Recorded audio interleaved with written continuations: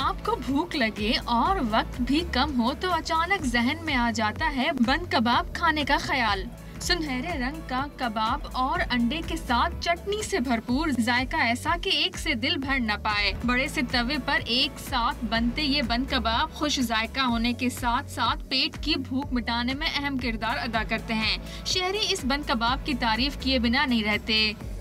बचपन से खाते आ रहे, 15 रुपए का होता है जब से खा रहे। बर्गर में टेस्ट है, खाया जाता है, ताज़ा बर्गर है, ताज़ा बन होता है, ताज़ा कबाब होता है, हर चीज़ ताज़ा होती है। बंद कबाब खाने वालों की कोई कमी नहीं। जायकेदार कबाब देखकर शहरियों का हाथ भी नहीं रुक पाता। कोई स्टॉल पर ही खाता है तो कोई घर पार्सल करवा के ले जाता है।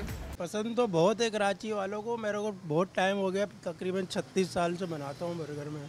रेस्टोरेंट में चाहे बेशुमार बर्गर क्यों ना हो, लेकिन कराची वालों का मनपसंद खाबा तो देसी बंद कबाब ही है। बंद कबाब कराची का रिवायती खाना शुमार होता है, इसीलिए शहर में इन मुंह में पानी लाने वाले जायकेदार बंद कबाब की कहीं कोई कमी नहीं। कैमरामैन आसिफ रफीक के साथ आमना असद, डॉन न्यूज़, कराची।